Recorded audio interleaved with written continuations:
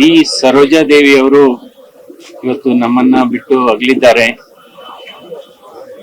ಇದು ಕನ್ನಡ ಚಿತ್ರರಂಗಕ್ಕೆ ಮಾತ್ರ ಅಲ್ಲ, ಇಡೀ ದಕ್ಷಿಣ ಭಾರತದ ಚಿತ್ರರಂಗಕ್ಕೆ ಇದು ತುಂಬಲಾಗದ ಒಂದು ನಷ್ಟ. ಈ ಸಂದರ್ಭದಲ್ಲಿ ಅವರ ಆತ್ಮಕ್ಕೆ ಶಾಂತಿ ಸಿಗಲಿ ಅಂತ ನಾನು ದೇವರಲ್ಲಿ ಪ್ರಾರ್ಥನೆ ಮಾಡ್ತೀನಿ.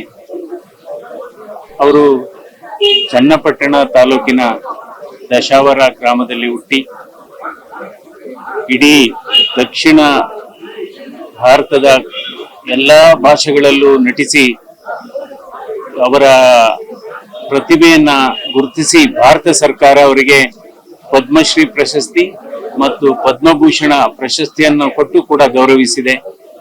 ಯಾಕೆಂದ್ರೆ ಅವರು ಅಪ್ಪಟ ಗ್ರಾಮೀಣ ಸೊಡಗು ಮತ್ತು ಗ್ರಾಮೀಣ ಸೊಬಗು ಅಂತಾನು ಹೇಳ್ಬೋದು. ಸೊ ಅವರು ಈಗಿನ ಈ ಪೀಳಿಗೆಯ ಎಲ್ಲ ನಟಿಯರಿಗೆ ಅವರು ಆದರ್ಶವಾಗಿರ್ತಾರೆ.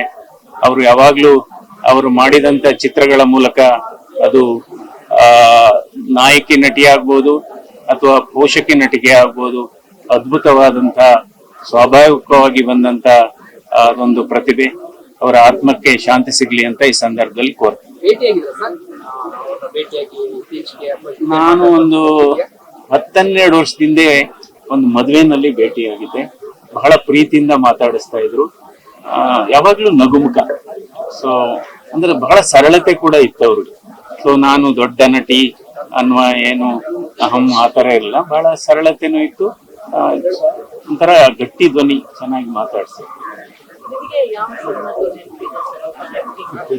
ಅಲ್ಲ, ನನಗೆ ಒಂದು ಕಿತ್ತೂರು ರಾಣಿ ಚೆನ್ನಮ್ಮ, ಇನ್ನೊಂದು ಭಾಗ್ಯವಂತರು. ಯಾಕೆಂದ್ರೆ ಭಾಗ್ಯವಂತರಲ್ಲಿ ಅದು ಒಂದು ಕೌಟುಂಬಿಕ ಕಥೆ. ಯಾವ ರೀತಿ ಮಕ್ಕಳು ದಾರಿ ತಪ್ತಾರೆ, ಅದನ್ನ ಯಾವ ರೀತಿ ತಂದೆ ತಾಯಿಗಳು ಎಷ್ಟು ಕಷ್ಟವನ್ನು ಅನುಭವಿಸ್ತಾರೆ ಅನ್ನೋದನ್ನ ಬಹಳ ಚೆನ್ನಾಗಿ ಅದರಲ್ಲಿ ಅಭಿನಯಿಸಿದ್ದಾರೆ.